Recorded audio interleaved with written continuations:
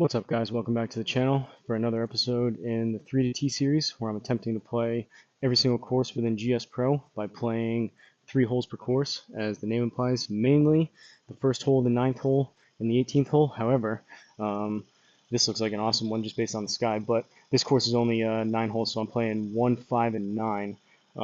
And the course that looks awesome based on the sky. This is the first time playing a course that shows like a sunset with all these colors, which is pretty awesome to look at. I'm sure if you had a projector in your setup where you have all the lights turned off and everything, I'm sure the sky would look even better. But for this video, we are playing cool looking sky and a cool name, RattleSnake Point Golf Club, the Rattler Par 3. This is in Milton, Ontario, Canada. Course designer on this one is Ferg311. So pretty awesome job, at least as far as the lighting in the sky goes. I always do the course recommended settings. Basically, from my understanding, it's how the designers intended you to play the course, so I always try to do that.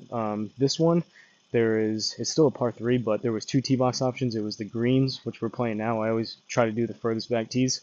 It was greens, which we're playing, which is still par 3, and then there was another tee box just called par 3. But I took a look real quick, and these are just a little bit further back, so figured I think the 9th hole is like 191 yards, so just make me hit a little bit longer clubs going into this. But part of the series is 3 holes per course, like I said, playing. Hopefully, it's going to take me a while, but every single course within GSPro, and then whatever video throughout the week that I post gets the most amount of views, I come out and do a full 18 holes for a live stream for the most popular course, which would be pretty cool if it ends up being this one based on the sky. But let's get into it. First hole, par 3, 148. This flyover should be pretty cool. Ooh, there's water back there. It's giving me some Zach Bryan feels with the pink skies, if you guys are familiar with Zach Bryan. But 148 down about 2 yards. So we're going to aim here, and considering the pins in the front, we've got about 146. I'm going to hit a pretty full 9-iron just to make sure it gets there, and I'm cool if I hit it 150, 155. I am going to tee it up on a bottle cap. Shout out to Smoke Sim Golf for the idea. Water bottle caps, or any really drink cap, just plastic bottle caps are a perfect broken tee height. So I'm going to tee it up. Might as well. I'm on the tee box and just hit a pretty kind of smoothish stock 9-iron and see if we can get the distance right and put it relatively close here.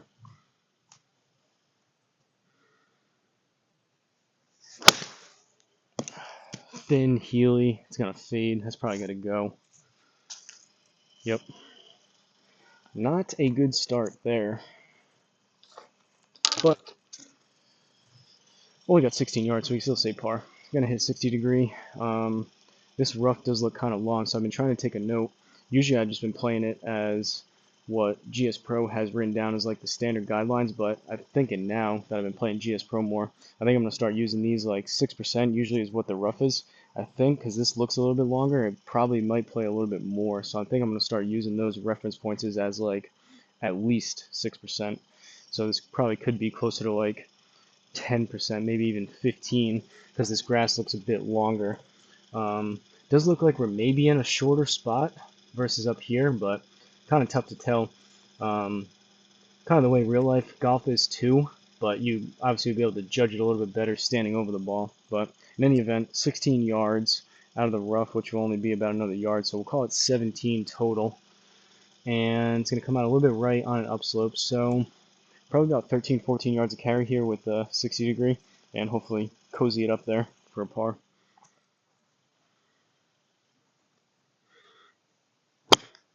It's going to sit. I drop kicked it. That's way too much.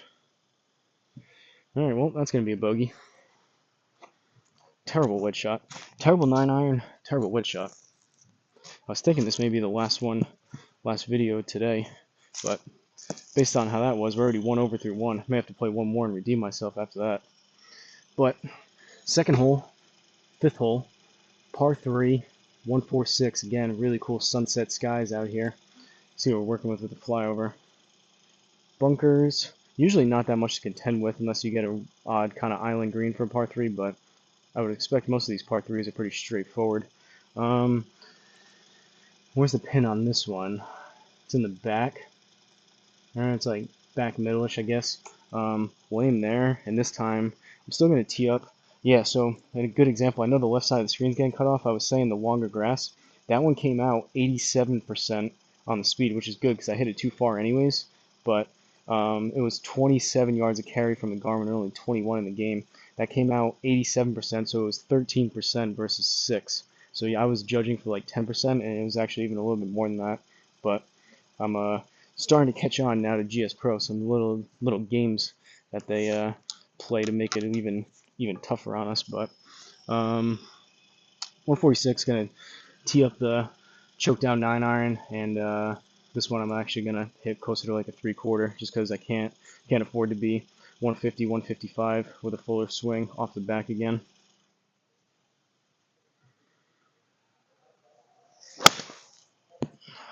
Thin again, thin and heely.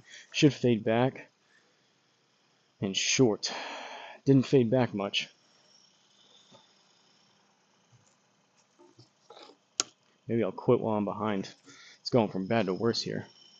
Alright, 12 yards out of the rough again, which again is very long grass, so I'm assuming probably closer to like 15%, which on 12 yards isn't a ton, but it's probably like 2 yards instead of 1.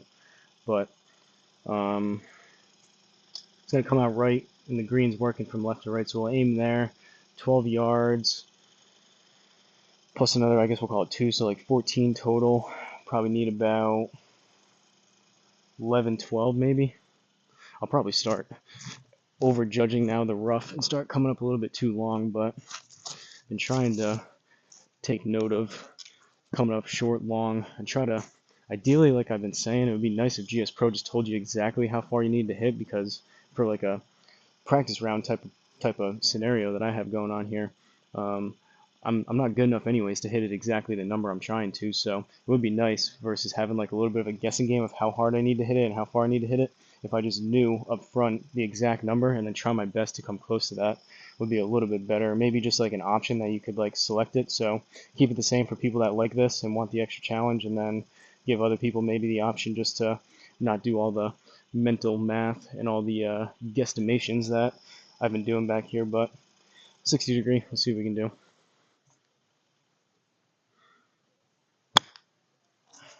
Should be decent. Alright, we'll take that. That's better. 11 from the Garmin, 9 in the game, 11.9 total. Yeah, and that came out 12% instead of 6. So, 9th hole, third and final hole. We're 1 over through 2. Par 3, 176. Huh. I saw, like when I was selecting the holes, it said 196, I thought. But either way, still a little bit longer. Really cool sky. I wish more designers would do these like twilight type of scenarios. Really cool with the pink skies. So 176, we'll aim here.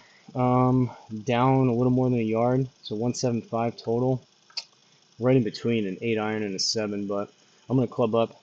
Been coming up short on some of these, so I'm just going to tee up a full 7. If I hit it, 180, 185, even 190 because it's teed up, so be it. But at least it'll be a good miss, so to speak, and a good strike versus there's very low likelihood. Even if I shut down the face and swing really hard in an 8-iron, I don't think I'm getting 175 out of it. So let's see what happens with the 7.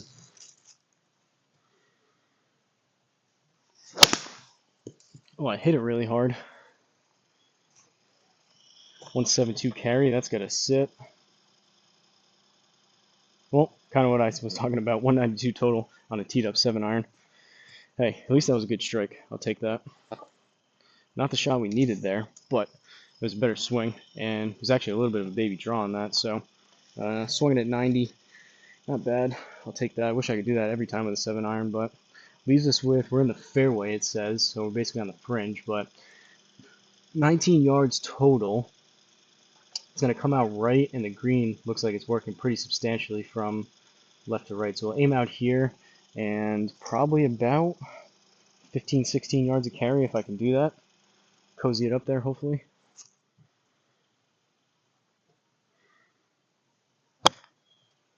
May need to go just a little.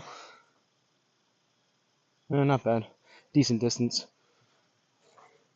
All right, 1 over, I think.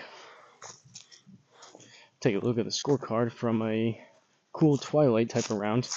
Fittingly, it's getting later in the day here. Not quite twilight type of golf with the sky like that, but believe it or not, there's not still a single cloud in the sky. It's pretty much the best possible scenario as far as weather goes for fall time in New England here today.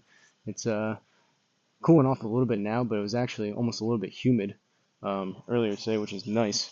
But from Rattlesnake Point Golf Club, the Rattler Par 3 in Milton, Ontario, Canada, course designer Ferg311. We ended up with a 1 over through the 3 holes, so bogey on 1 and then par on 5, par on 9. Take a look at the stats: 2 pars, 1 bogey, no greens in regulation. Yikes. Not good there. I want to be at least 2 out of 3. 4 putts. Duration 14 minutes, I think. It looks a little bit weird, but I guess 14 minutes on the dot was the playtime. Yeah, that's about it. Not much more for the stats. Fairways were normal, greens were normal, sims were 10. 1,450 yards on this one. But there you have it. 1 over. I want to finish. I mean, 2 pars in a row, not too bad, but I think I'll probably play 1 more and see if I can be even par, maybe squeak out a birdie, and finish off on a high note here today for a possibly either, if I can talk, possibly maybe 1 under round or an even par round. But hopefully you guys enjoyed it. Shout out to all the members that have joined the channel. Really appreciate the support. Appreciate everyone else just watching and liking, subscribing, leaving a comment. Appreciate that support as well. But if you guys want to step up your support game, their memberships are open, so you're able to join those for only $1, $2, $3 a month. Comes out to like 3 cents, 6 cents, or 9 cents a day. If that's something you're interested in. And as this video gets edited and posted, you'll be seeing the members' names both at the start and at the end of this video. So keep that in mind, and I would appreciate the support if you consider becoming a member. But if you have any course requests, let me know down below in the comments. And wrapping this one up, don't forget to like, comment, and subscribe, and I'll see you guys at the next course.